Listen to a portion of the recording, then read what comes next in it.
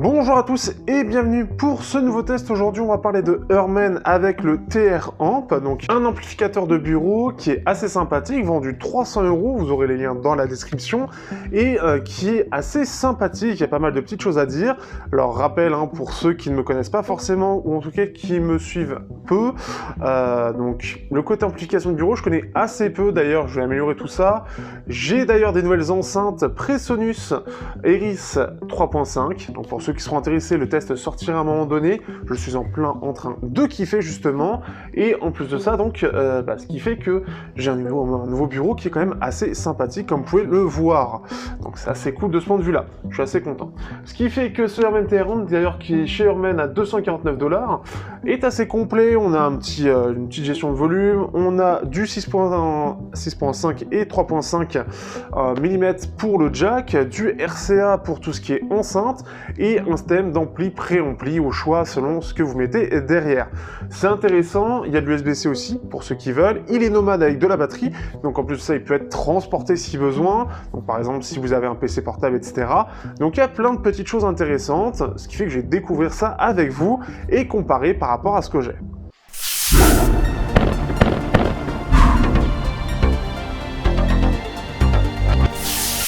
Déjà, en termes de design, on a quelque chose qui est très joli, notamment avec une belle couleur, tout en restant avec une certaine sobriété. C'est-à-dire que là, par exemple, on ne le voit pas beaucoup, alors qu'il est là, il est juste là. Et ce qui fait qu'il va être assez... ça va être par rapport au reflet, à la lumière qu'il va y avoir, ce qui fait qu'il va être plus ou moins présent dans la pièce, ou en tout cas dans l'installation, mais il reste relativement compact. Comme vous pouvez voir, donc, il tient dans ma main, tout simplement.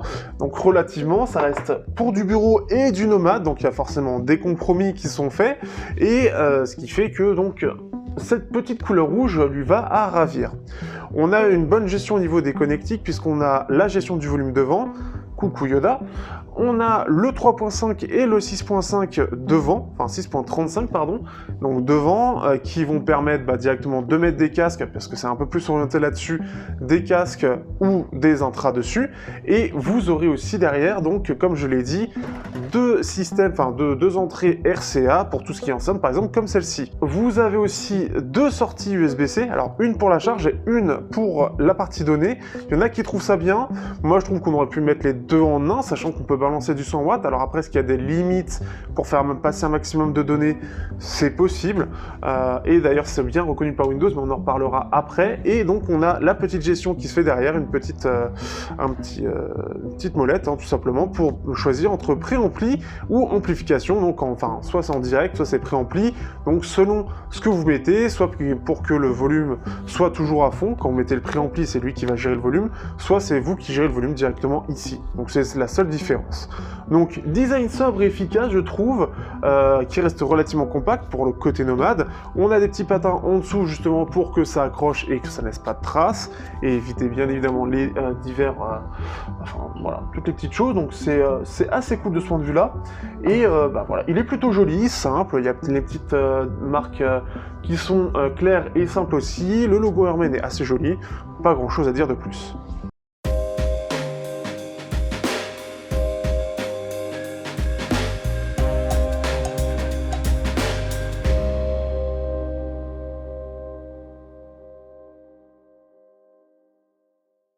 Pour la partie sonore, alors vous avez plusieurs possibilités. Tout d'abord, ça va être de mettre en direct sur le PC, donc comme ce que j'ai fait personnellement, et ce qui fait qu'on peut le brancher donc juste avec le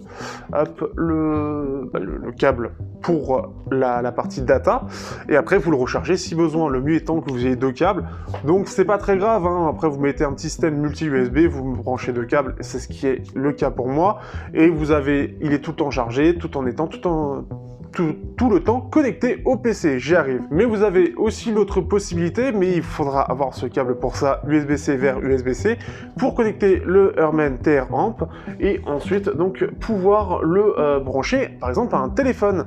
Et donc ça c'est le côté assez cool de ce point de vue là. Par contre à emmener c'est pas terrible, donc pas forcément super bien. Par contre, ça peut être bien pour ceux qui ont des PC portables et qui veulent pas forcément une grosse installation, et du coup vous avez quelque chose de qualité de ce point de vue là. Pour le son lui-même, alors Je sais pas si c'est... Je remettrai les mesures, mais je devais voir, et puis bon, tant pis.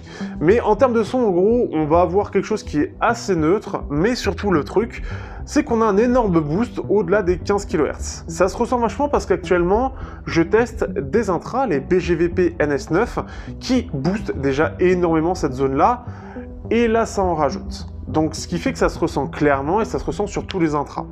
Donc ça, c'est une première chose. Si vous voulez quelque chose où les aigus sont un peu plus mis en avant, ce TR Amp sera un bon petit compagnon. Par contre, si vous voulez quelque chose qui soit réellement neutre, ça peut gêner, surtout si vous avez déjà des intras ou un casque ou des enceintes qui sont déjà très clairs. Ça risque d'en ajouter encore et peut-être de rendre encore plus agressif tout ça.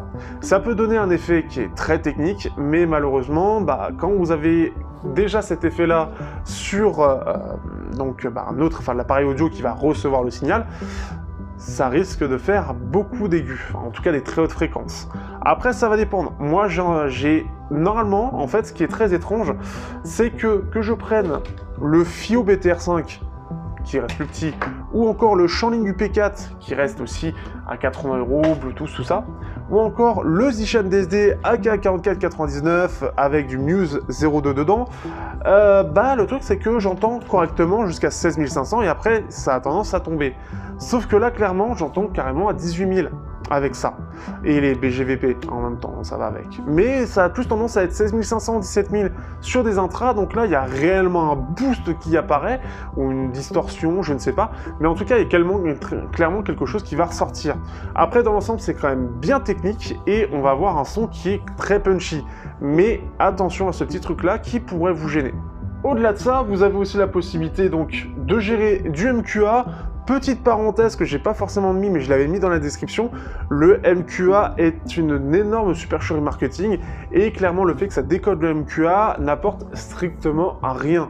Le MQA n'est pas terrible, c'est pas un super système, et il y avait beaucoup de marketing là-dedans. Dans la réalité, c'est pas aussi bien que du non compressé.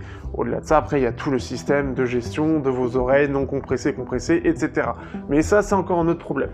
Ce qui fait que bon, c'est mis gestion MQA, du DSD 128 et du PCM. Alors, rien de spécial là-dessus, aujourd'hui beaucoup le font. Pour rappel, d'ailleurs, je ne l'ai pas dit, mais c'est un sabre ES 9038 Q2M, assez répandu, un petit peu plus dans le haut de gamme.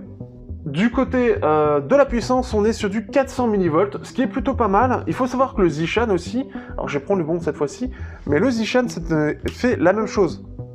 Donc ce petit Zishan qui est tout petit, qui ressemble à une Lada, mais version DAC, fait la même chose. Donc c'est puissant, mais c'est pas ce qu'il y a de plus performant. Alors est-ce que j'ai de la chance peut-être avec ça? C'est possible aussi. Mais ce qui fait que c'est relativement bien puissant, on va quand même pouvoir alimenter pas mal de choses. Donc ça devrait pas trop poser problème. Il faut savoir qu'il a quand même beaucoup de volume, et ça se ressent aussi avec ça. Après ça reste des enceintes actives que j'ai, mais il les alimente assez facilement, donc c'est pas un problème là-dessus. Chose que je n'ai par contre pas du tout testé, c'est la batterie. Pour finir un petit peu, bon, c'est dans la partie audio, mais tant pis. On est sur 10 heures, donc ce qui fait que 10 heures d'autonomie, vous devrez pouvoir le tenir un petit peu avant de le vider, donc ça peut être bien pour du montage, etc.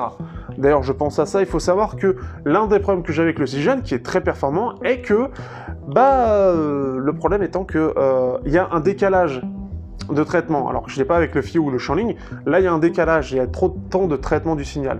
Ici c'est pas le cas, donc c'est bien en direct, donc ce qui fait que vous n'aurez pas de décalage ni en jeu, ni en montage, etc. Donc ça c'est une excellente chose aussi quand même à noter. On sait jamais, je connais pas assez, il y en a peut-être qui ont un lourd traitement et derrière on a du décalage. Ici en tout cas c'est pas assez présent pour être problématique dans le montage ou encore dans le jeu, où moi j'ai besoin d'avoir quelque chose de vraiment très rapide, que le traitement prenne pas 50 millisecondes, sinon pour moi c'est problématique. Dernière chose au niveau de l'alimentation, j'ai dit que ça pouvait aller jusqu'à 400 mW.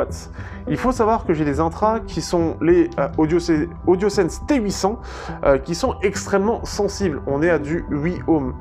Ce qui fait que, par exemple, le Zishan, encore une fois, a ce problème que c'est trop bas, résultat, il donne trop de pression au niveau du BA basse, et résultat, j'ai quasiment pas de basse en fait dans la réalité. Et donc résultat final, j'ai un son qui est extrêmement clair, avec très peu de basse, un son qui est absolument dégueulasse. Ici ce qui est bien, c'est qu'on peut alimenter avec des choses qui sont extrêmement sensibles, sans bruit. Donc ça, c'est une excellente chose par rapport au DAC USB-C ou au DAC ultra compact que j'ai testé précédemment. Donc sans bruit, de façon extrêmement technique, et en plus de ça, qui les alimente correctement, ce qui fait que les AudioSense T800 sur cette amplification rend extrêmement bien, et ça a été, enfin, c'est un vrai plaisir à utiliser.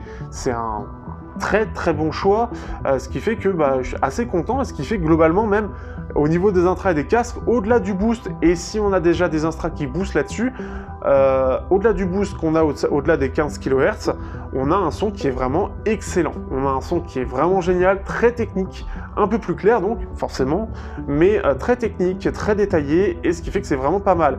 Malheureusement, encore une fois, je n'ai pas de comparaison directe avec d'autres amplificateurs de bureau, ce qui fait que je ne sais pas exactement quelle est sa performance face à d'autres.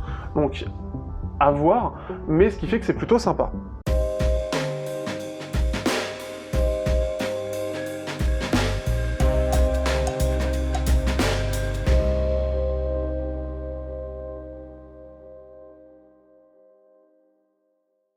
Pour terminer, qu'est-ce que je pense de ce Hörmann TR Amp? Donc, on a quelque chose qui est assez moderne, puisqu'on a droit de l'USB-C pour la connexion, qu'on peut le connecter à un téléphone, qu'on a la gestion du préampli, ça c'est plutôt cool, si on veut le mettre sur déjà quelque chose d'assez amélioré en termes de signal. On a la gestion pour les enceintes, donc ce qui fait que ça permet d'avoir cette sortie derrière pour par exemple ce genre de petites choses-là, à côté de moi, tout en ayant aussi devant le jack, ce qui fait que c'est assez cool, et en plus de ça, du jack 6.35 ou 3.5 selon les besoins, selon les casques que vous connectez.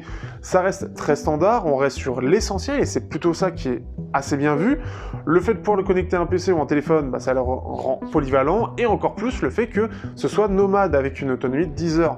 C'est quand même un plus qui n'est pas négligeable, comme j'ai dit, pour ceux qui veulent écouter avec un seul ampli et pas trop s'emmerder, même si ça reste assez gros, avec son téléphone, ou encore quand quelqu'un se déplace avec un PC portable et veut un ampli de qualité sans pour autant mettre des sommes folles.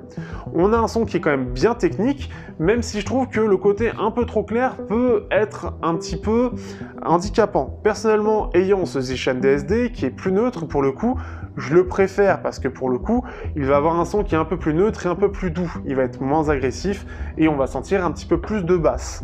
C'est un choix après, chacun va chercher ce qui lui correspond le plus selon sa source, le tout étant que tout s'emboîte correctement, comme par exemple avec les AudioSense, qui fonctionnent extrêmement bien sur le Hörmann. Ce qui est bien, c'est que comme je l'ai dit, en plus de ça, au-delà d'être polyvalent, il a une très grosse puissance de sortie, 400 mW, ce qui fait qu'il va quand même pouvoir aller alimenter des tout petits intras extrêmement sensibles jusqu'à des enceintes qui fait que il va pouvoir alimenter un peu tout ce qu'on veut jusqu'à une certaine limite, mais c'est déjà pas mal, et ce qui fait que après si on veut aller sur du plus gros, il faudra forcément un amplificateur plus gros, c'est logique. Après j'ai pas forcément grand chose de plus à dire à part qu'il est polyvalent, performant et voilà, il est un peu touche à tout. J'ai pas assez d'expérience, mais ça fait ma première expérience en termes d'amplificateur de bureau. J'espère que vous aurez apprécié. Si vous avez d'autres retours ou peut-être des tests ou des marques que je peux essayer d'avoir, n'hésitez pas à me les dire en commentaire. C'est assez compliqué, j'ai l'impression d'en avoir. En tout cas, j'en aurai un autre bientôt, beaucoup moins cher, donc on verra ce que ça donne. Et ce qui fait que je vous dis à bientôt pour de prochains tests. N'hésitez pas, vous avez le lien dans la description si vous êtes intéressé. N'hésitez pas aussi à rejoindre le Discord qui est très actif. Et si vous voulez plein de passionnés qui vous parlent d'audio et surtout qui dépensent énormément d'argent, voilà, je vous invite à venir, vous allez le dépenser aussi. Sur ce, je vous dis à bientôt pour de prochains tests sur Teknoid.